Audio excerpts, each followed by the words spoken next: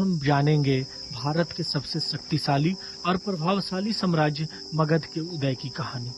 मगध कहाँ था? मगध प्राचीन भारत का एक समृद्ध और शक्तिशाली महाजनपद था। यह आज के बिहार राज्य में गंगा नदी के दक्षिण में फैला हुआ था। इसकी राजधानी शुरुआत में राजगृह, जो आज का राजगीर है, और बाद में इसकी राजधानी पाटलिपुत्र बनी, जो आज का पटना है। यहाँ की उपजाऊ जमीन, नदियां और खनिज संपदा ने इसे मजबूत राज्य बनने में मदद की। पहले शासक हर्यक वंश और बिंबिसार। मगध के पहले महान शासक थे हर्यक वंश के राजा बिंबिसार। इन्होंने लगभग 545 ईसा पूर्व शासन शुरू किया था। बिंबिसार ने राजनीतिक विवाहों और युद्धों से अपने राज्य का विस्तार किया। इन्होंने लिच्छवी और मालवा जैसे राज्यों से रिश्तेदारी की, जिससे दोस्ती भी बनी और फायदा भी हुआ। बिंबिसार के बाद उनके बेटे अजातशत्रु ने शासन किया। वो बहुत महत्वाकांक्षी और शक्तिशाली शासक थे। इन्होंने बौद्ध धर्म के प्रचार में भी योगदान दिया और भगवान बुद्ध के समय इन्हीं का शासन था। अजातशत्रु ने कोसल, वज्जी और काशी जैसे राज्यों को जीतकर मगध को और बड़ा बना दिया। इसके बाद शिशुनाग और नंद वंश। बाद में हर्यक वंश का अंत हुआ और शिशुनाग वंश आया। राजा शिशुनाग ने अवंती राज्य को हराया और मगध को पश्चिम की ओर बढ़ाया। इसके बाद महापद्मानंद का उदय हुआ, जो नंद वंश का सबसे महान शासक बना।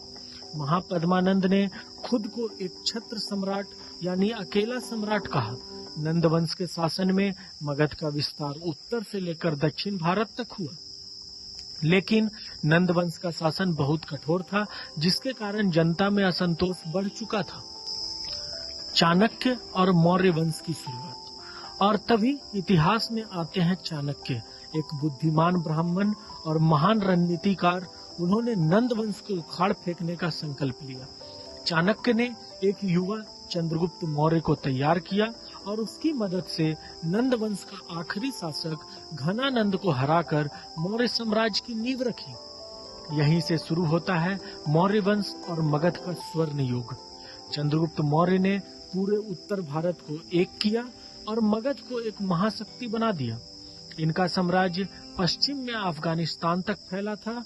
चंद्रगुप्त मौर्य के उत्तराधिकारी बिंदुसार और महान सम्राट अशोक ने भी मगध के उत्कर्ष में महत्वपूर्ण योगदान दिए।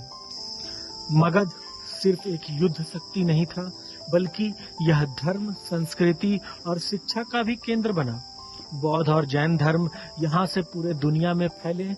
नालंदा, तक्षशिला जैसे विश्वविद्यालयों की नींव यहीं पड़ी। मगध का प्रशासन, सेना, सड़कें और कानून सबने भारत के भविष्य को आकार दिया।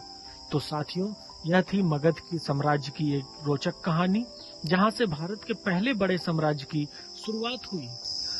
अंत में मैं चाणक्य के एक वक्तव्य, जो उन्होंने शिक्षकों के लिए घनानंद के दरबार में कहा था, आप लोगों के सामने रखता हूँ।